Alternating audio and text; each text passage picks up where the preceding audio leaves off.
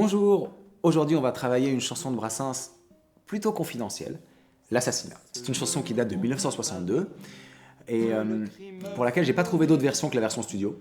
Peut-être Brassens l'a déjà jouée en concert, mais en tout cas elle n'a pas été enregistrée ni en concert, ni à la télévision, ni à la radio, à ma connaissance. Et pourtant c'est une très très belle chanson à mon avis. En fait, elle est dans la lignée, je pense, des chansons de type médiéval de Brassens. Non pas que l'histoire se situe particulièrement dans des temps anciens, mais plutôt la musique est très inspirée des musiques modales médiévales. Et la forme du texte, la forme poétique, en fait, c'est la forme de la complainte traditionnelle. Et vraiment, tout y est dans cette chanson. On a des strophes et des vers qui sont assez courts, donc en fait, Brassens va dire beaucoup de choses en peu de mots. La musique est sublime, le texte vraiment très soigné aux petits oignons, avec un art de l'ellipse incroyable, et puis aussi une morale finale très lumineuse, typiquement brassénienne. Vraiment une chanson à découvrir si c'est pas déjà fait. Alors bien sûr, vous n'allez pas mettre cette chanson si vous voulez danser en boîte, c'est clair, mais en même temps, si vous étiez là pour ça, peut-être vous êtes trompé de chaîne. Alors, si vous aimez ce qu'on fait, vous pouvez vous abonner à la chaîne. Si vous aimez beaucoup ce qu'on fait, vous pouvez aussi aller voir sur la page Tipeee pour apporter une petite contribution, ou une grande contribution, selon votre générosité ou votre porte-monnaie. Vous aurez déjà bonne conscience de nous avoir aidés à continuer le projet, et vraiment vous nous aiderez. Et ensuite, en plus d'avoir bonne conscience, vous pourrez recevoir une ou plusieurs partitions qui sont associées à ce tuto et au précédent tuto. Voilà, on peut aller directement dans cette chanson, L'Assassinat.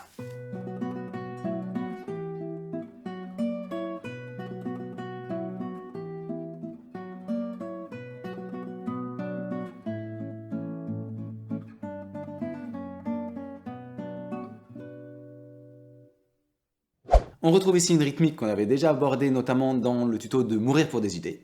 C'est une rythmique très simple de prime abord, donc c'est simplement des battues régulières en noir, pour aller par exemple en do mineur, qui est la tonalité de la chanson.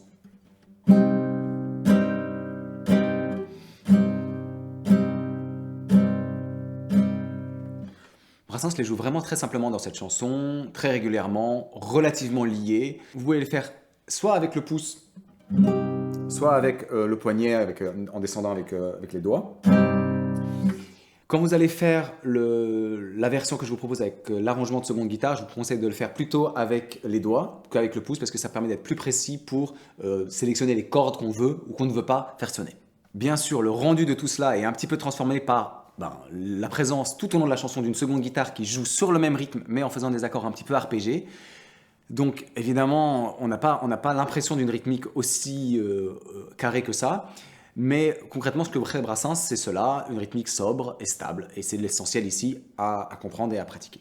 La grille d'accords, à présent, elle se trouve dans une tonalité peu fréquente pour Brassens, la tonalité de do mineur, mais elle développe peu d'accords différents. Voici ce que je vous montre sur le couplet, le court couplet qui se reproduit dans la chanson. Fa mineur, Sol 7, Do mineur, Si bémol, Mi bémol, Do mineur, Mi bémol, Ré bémol, Do mineur, Mi bémol, Ré bémol, Do mineur, Si bémol, Do mineur. Voilà, pour cette grille, avec beaucoup de barrés, et qui ne prend pas en compte les ajouts qu'on va faire dans un instant quand on va faire la seconde guitare. Si vous voulez la faire comme cela, bon voilà, les positions sont celles que je vous ai montrées. On aura un barré 3 pour le Sol 7, et pour le Do mineur, évidemment. Un barré 6, ou un barré 1 pour le Si bémol. Alors on va faire barré 6 pour le Si bémol quand on va arriver sur Mi bémol, qui est lui aussi en barré 6. Et puis on va le faire plutôt en barré 1 quand on enchaîne avec le Do sur la cadence finale.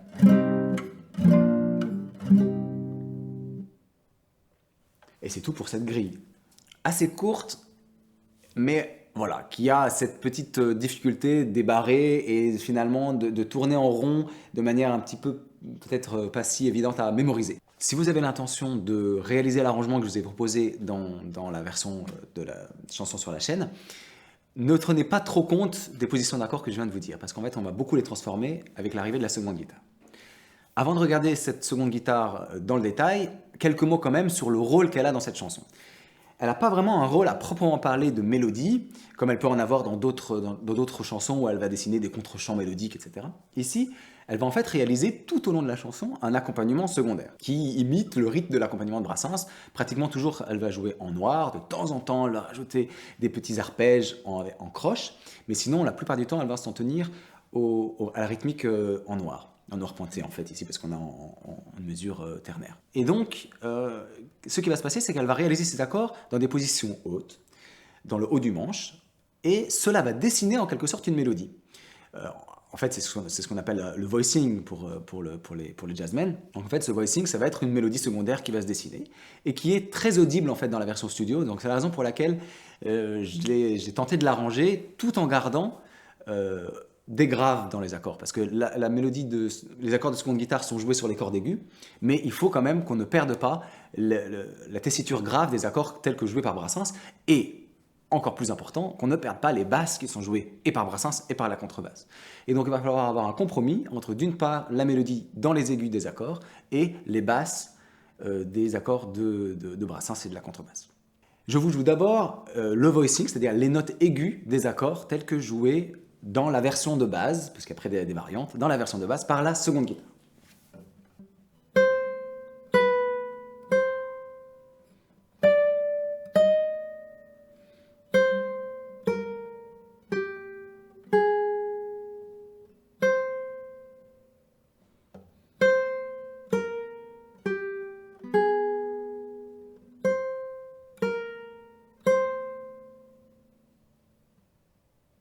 Cette mélodie-là, on va essayer de la placer sur les accords et on va voir ça au fur et à mesure. Mais d'abord, je vous montre la réalisation complète et on va détailler ça dans un instant.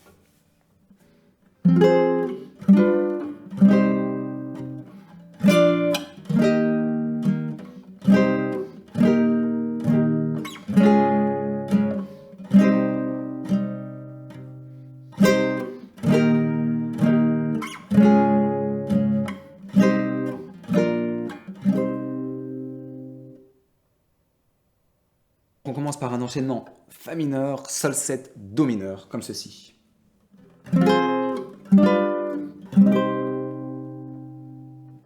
On entend bien la mélodie de la seconde guitare qui fait. Pour le faire, on commence avec un Fa mineur en barré 8. Puis un Sol 7 qu'on joue comme ceci, c'est en barré 10. Mais pour faire sonner la mélodie qui est en fait située ici sur la deuxième corde, ici, le Si, c'est bécard, eh bien on doit étouffer la première corde, et pour cela je pose simplement mon petit doigt. Je joue ces 4 cordes ici. Et on termine avec un Do mineur en barré 8. Ce Do mineur il dure 2 temps, et en fait on veut que le Do aigu de cette mélodie résonne pendant le deuxième temps, donc en fait on va simplement penser à ne pas rejouer la première corde sur le deuxième temps.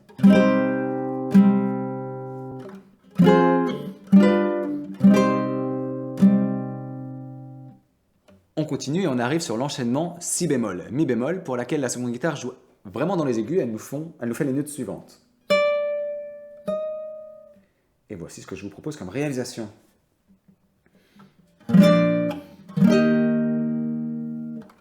Bon, là, c'est un peu plus alambiqué. Le Si bémol, je vous le propose en barré 6. On enlève le 4e doigt pour aller chercher le Ré aigu dans la mélodie. Mais ça ne va pas nous faire un si bémol 7 pour autant, parce que la 4e corde, vu que la position est un petit peu, disons, volontairement mal faite, ça va nous faire une 4e corde qui est étouffée. Et c'est très bien comme ça. Et ensuite, on arrive sur le Mi bémol qu'on va faire en barré 8. Et même principe, ici on ne veut pas que cette corde-là, la 5e corde, sonne. Et ça tombe bien avec la position que je vous propose. En général, ça devrait être étouffé, sauf si vous avez une super main gauche et que vous vous appliquez à fond. Et bien à ce moment-là, faites ça moins bien et ça devrait mieux sonner. Voici l'enchaînement. Sur le Mi bémol, on reste aussi de temps, et même principe que pour le Do mineur de tout à l'heure, sur le deuxième temps du Mi bémol, on ne va pas jouer la première corde pour laisser la mélodie en Mi bémol résonner. On continue avec une boucle qui va faire la chose suivante. Do mineur, Mi bémol, Ré bémol, Do mineur.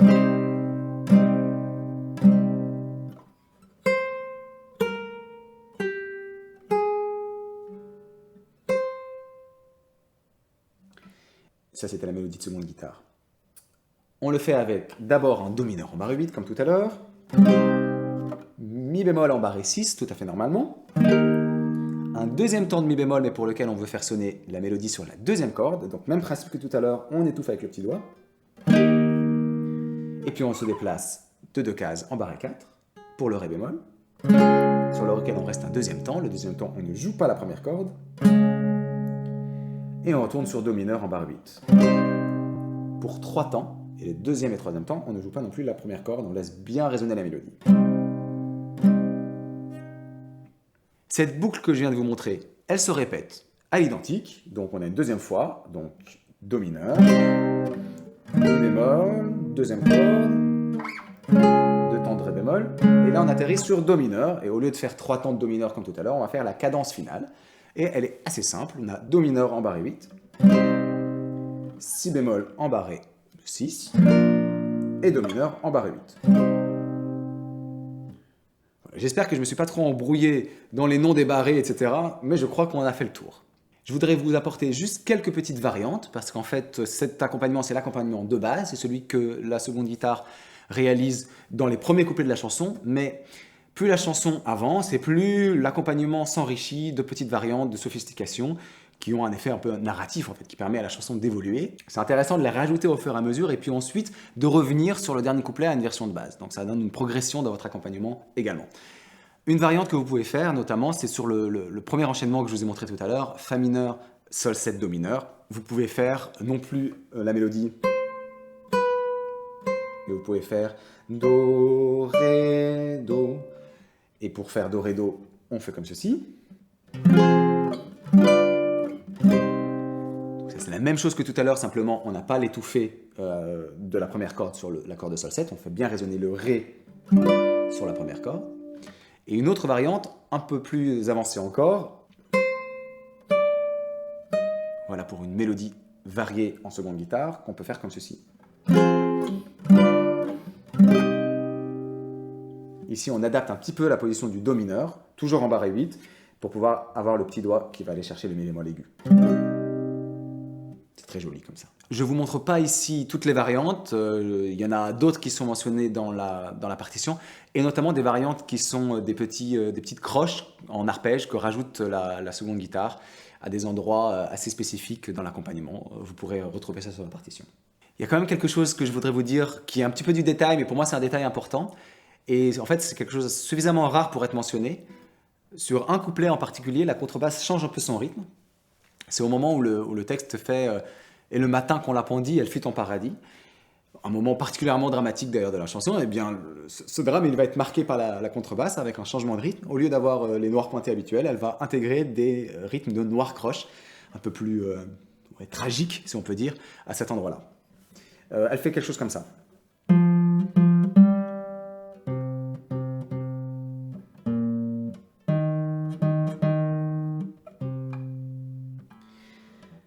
Et on va pouvoir le rajouter à notre accompagnement.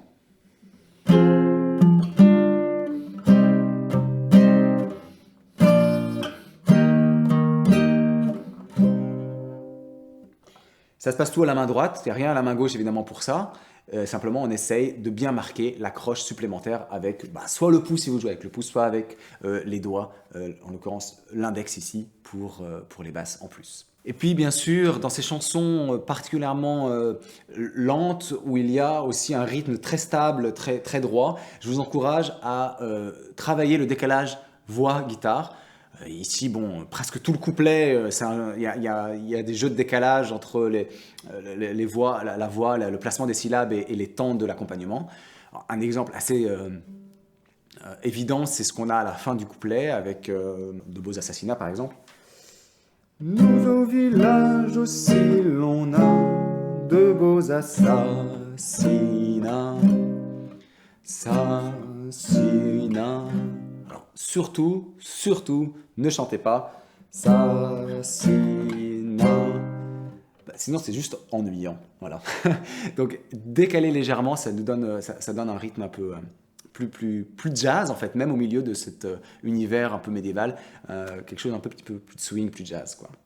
À la limite, vous pourrez le faire sur la toute fin, hein, quand on a la coda de la chanson. Vous pouvez terminer sur le temps, mais sinon, le reste de la chanson, jouez sur le décalage, c'est super important. Je vais vous dire un petit mot sur l'introduction de la chanson. Elle est super simple. Alors bon, ça fait plaisir de la travailler parce que vous allez voir, c'est pas techniquement difficile. C'est par ailleurs, j'ai oublié de le dire, mais c'est Barthélemy Rosso, Mimi Rosso, qui assure la seconde guitare dans cette chanson. Et c'est lui qui commence tout seul dans la version studio et qui joue les notes suivantes.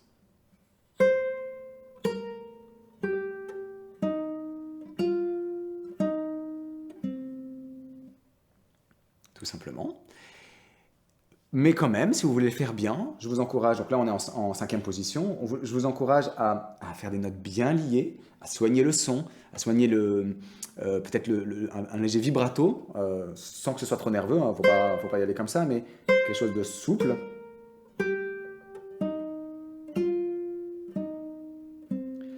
Et il y a 2 notes qui résonnent l'une sur l'autre, c'est le sol et le mi, là, ici. Hein. Do, si, sol, mi. Ces 2 notes résonnent l'une sur l'autre, donc on les garde et après on bouge. Voilà, si on veut vraiment soigner ça dans le détail, pour cette introduction toute simple, mais qui nous plonge déjà dans l'ambiance de la chanson et qui en fait va déjà évoquer ce que la mélodie, ce que la seconde guitare va faire dans son accompagnement, dans son voicing. Voilà pour cette chanson, elle est je sais pas comment vous le dire, à la fois simple et difficile, ça dépend comment on prend les choses.